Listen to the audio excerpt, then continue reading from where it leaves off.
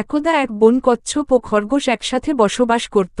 খরগোশ ছিল খুবই দ্রুতগামী আর সে ছিল ভীষণ অহংকারী। খরগোশ কচ্ছপ কি তার ধীর গতির জন্য সবসময় ছোট করত।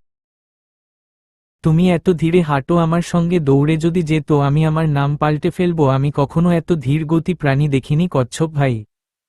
আমি এত জোরে দৌড়াতে পারি যে আমাকে কেউ ধরতে পারে না, শিয়াল কুকুর বাঘ কেউ আমার সঙ্গে দৌড়ে আমাকে ধরতে পারে না। আর তুমি এত আস্তে হাঁটো, তোমাকে যে কোনো প্রাণী ধরে তোমার শিকার করে নেবে।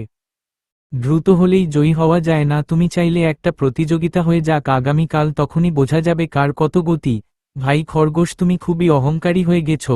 অহংকার কিন্তু পতনের মূল কারণ, সেটা তুমি হয়তো জানো না খরগোশ ভাই। পরের দিন সব প্রাণী একত্রিত হল প্রতিযোগিতা দেখার জন্য। কে জয়ী হয় সেটার অপেক্ষায় রইল।